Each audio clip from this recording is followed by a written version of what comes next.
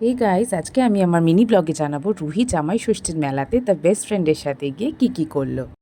প্রথমে বলি, মেলাটা আমাদের বাড়ির অনেক কাছে বসে।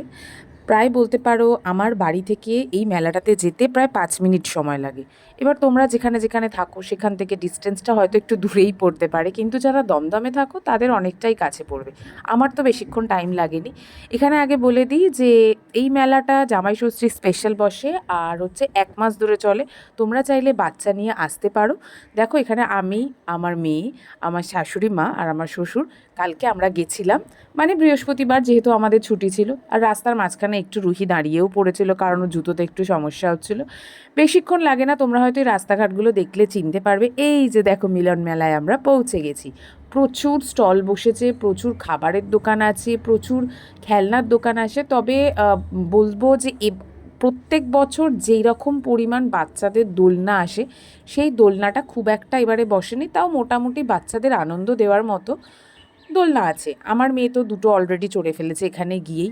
প্রথমেই ঢুকে ওই জায়েন্ট স্নেকের মতো একটা যে ঘূর্ণি আছে সেটার মধ্যে আমার সাথে চড়লো।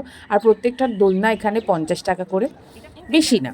তারপরে আমরা চারপাশটা একটু ঘুরে দেখছিলাম। এই যে দেখো, এখানে আমি দোলনার কাছে চলে এসেছি, হাত নাড়ছে ওপর থেকে, মা এখানে ভিডিও করছিল ওর।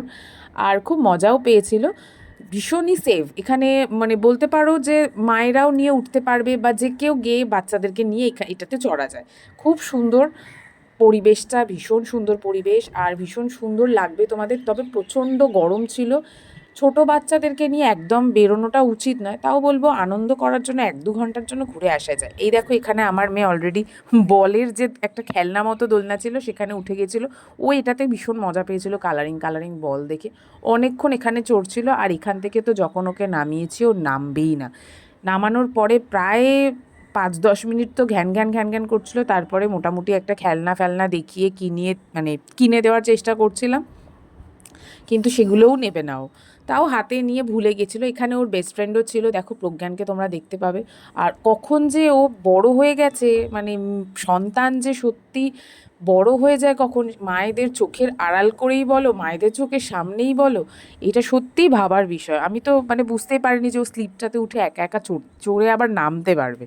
তো যাই হোক, এই যে দেখতে পাচ্ছ, এখানে অনেক রকমের দোকান, তোমরা গয়নাগাটির দোকান পাবে, খেলনার দোকান তো প্রচুর ভরপেটটা ছিল। তারপর হঠাৎ করে এখানে ওর বাবার সাথে দেখা হয়ে যায়। ওর বাবা সারপ্রাইজ দিয়েছিল, প্রথমে বলেছিল যাবে না, কিন্তু তারপরে গেছিলো আমাদের সাথে দেখা করতে। তারপরে শুধু তো মেলাতে ঘুরলে তো হয় না, এবার তো একটু খাওয়া দাওয়াও করতে হবে। তো আমরা সবাই মিলে দাঁড়িয়ে একটু ঘুগনি খাচ্ছিলাম, ঝাল ঝাল মতো। তবে ঘুগনিটা খুব একটা টেস্ট ছিল না, যাই হোক, বেশি বলার দরকার নেই। তারপরে আমি একটুখানি জিলিপি কিনেছিলাম, কারণ আমার জিলিপি খেতে প্রচণ্ড ভালোবাসি। মিষ্টি খেতে আমার ভীষণ, মানে ভীষণ কার্ভিং মিষ্টির প্রতি আমার।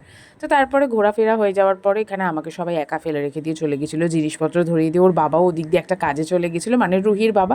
তো আমি আস্তে আস্তে পেছন থেকে ওদেরকে আবার ডেকে ধরেও ফেলেছিলাম, মানে রাস্তায় যেতে যেতে। তো যথারীতি এইভাবে আমাদের দিনটা কাটলো, ভীষণই ভালো গেছিলো। বৃহস্পতিবার গেছিলাম, তোমরা চাইলে কাল পরশু আসতে পারো। এই যে দেখো, বাড়ির রাস্তার দিকে এবার চলেই এসেছি। চলো এবার টাটা করে দেবো, আবার আসবো তোমাদের সাথে নেক্সট ভিডিওতে, নেক্সট ব্লগেতে। আর advance thank you for watching. চলো টাটা।